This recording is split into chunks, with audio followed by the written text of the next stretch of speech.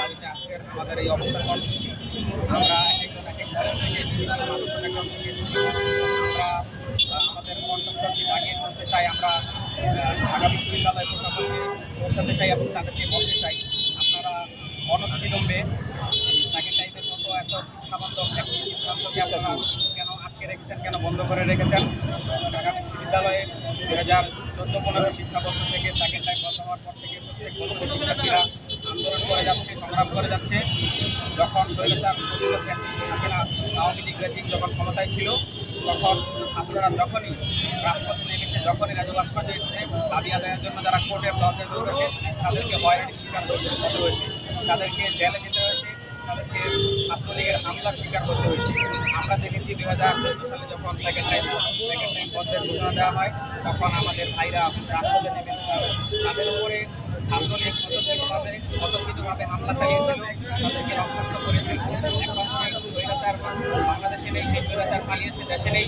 সেই স্বৈরাচারের তৈরি করা একটি নিয়ম কেন ঢাকা বিশ্ববিদ্যালয়ের মতো ফ্রান্সের অক্সফোর্ড খ্যাত বিশ্ববিদ্যালয়, যেটি আমাদের প্রাণের বিশ্ববিদ্যালয়, এই বিশ্ববিদ্যালয়ে ঢাকা বিশ্ববিদ্যালয়ে আরও অন্যান্য বিশ্ববিদ্যালয় সেকেন্ড টাইম বন্ধ করা হয়েছিল।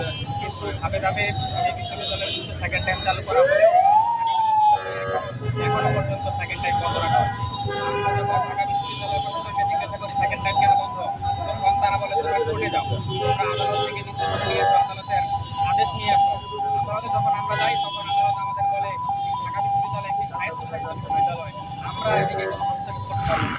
যদি ঢাকা বিশ্ববিদ্যালয় স্বায়ত্তশাসিত বিশ্ববিদ্যালয় হয়েই থাকে, তাহলে এর ভিসি নিয়োগ থেকে শুরু করে ঢাকা বিশ্ববিদ্যালয়ের প্রত্যেকটি শিক্ষক, ঢাকা বিশ্ববিদ্যালয়ের ঝাড়ুদার পর্যন্ত কিভাবে নিয়োগ হয় মন্ত্রিসভায় আলোচনার মাধ্যমে। আমরা বিগত সরকারের আমলে দেখেছি ঢাকা বিশ্ববিদ্যালয়ে কে নিয়োগ হবে, কোন শিক্ষক কোথায় নিয়োগ হবে, এগুলোর সিদ্ধান্ত, এগুলোর রেকমেন্ডেশন থেকে। ঢাকা বিশ্ববিদ্যালয় যখন সেকেন্ড টাইম বন্ধ হয়, তখন আমরা শিক্ষামন্ত্রী সহ বিভিন্ন বুদ্ধিজীবীদের কাছে শুনতে পেতাম অন্যান্য প্রাইভেট বিশ্ববিদ্যালয়গুলো রয়েছে সেগুলো শিক্ষার মান